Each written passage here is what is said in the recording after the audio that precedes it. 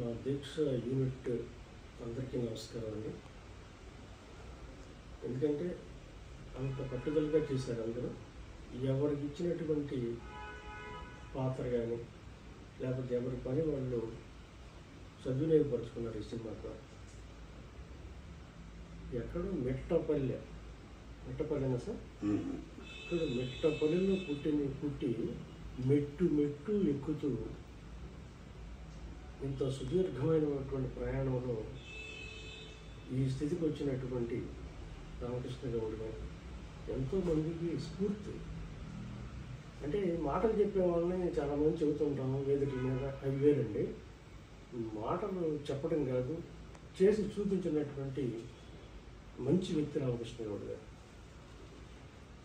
ఎంత సినిమా తీస్తున్నామా అది అనేది కాకుండా, ఎంత పెద్ద హీరోని పెడుతున్నామా అని కాకుండా, ఎంత బడ్జెట్లో తీస్తున్నామా అని కాకుండా, తను చేసేటువంటి ఒక సత్సంకల్పమైనటువంటి పనికి, చేసే సినిమాకి ఎవరైతే న్యాయంగా అవసరమో వాళ్ళని పెట్టుకుంటూ, అవసరం ఉన్న వాళ్ళని సినిమా పరిశ్రమ ద్వారా వాళ్ళకి పని కల్పిస్తూ ఆదుకోవడం చాలా గొప్ప విషయం అండి.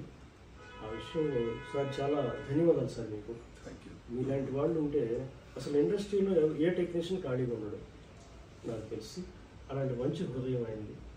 ఇది ఓపెన్గా చెప్తాను, అంటే వాస్తవం అండి. మీరు ఎవరిని కదిలించినా కూడా ఇండస్ట్రీలో ఇదే మాట చెప్తారు. సో ఇక సినిమా విషయానికి వస్తే, దీక్ష సినిమాకి నేను డైలాగ్స్ రాశాను. కథ మంచి కథ, చాలా బాగుంటుంది. మంచి ఎంటర్టైన్మెంటు, మంచి అంటే యూత్కి ఏవైతే కావాలో అన్ని రకాల రసాలన్నీ ఉంటాయి. ఇక దాంట్లో హీరోగా కిరణ్ కుమార్ అసలు నిజంగా మంచి టాలెంటెడ్. భీమ్ క్యారెక్టర్లో ఆ భీము ఆ డ్రెస్ కానీ ఆ వెయిట్ అంతా మోస్తూ కూడా సింగిల్ టేక్లో అంత పెద్ద డైలాగ్ చెప్పడం అనేది మామూలు విషయం కాదు. ఆ డైలాగ్ చెప్పడంలో కూడా దానికి ఆరోహణ అవరోహణ, అప్ అండ్ డౌన్స్ కూడా మనం అలా చూస్తుండిపోతాం. అంత అద్భుతంగా చేశాడు. సాంగ్స్ అనే కాదు, డైలాగ్ డిక్షన్ అనే కాదు, సూపర్. మంచి టాలెంటెడ్, చాలా బాగుంటుంది. మీరందరూ చూడండి. సో ఈ దీక్షని అంత దీక్షగా అందరూ కష్టపడి పనిచేసాం. రేపు మీరు కూడా చూసిన తర్వాత ఇదే మాట అంటారు.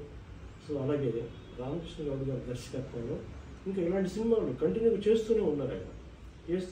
నెక్స్ట్ ఒక మహా గొప్ప ప్రాజెక్ట్ను కూడా ఆయన తలపెడుతున్నారు.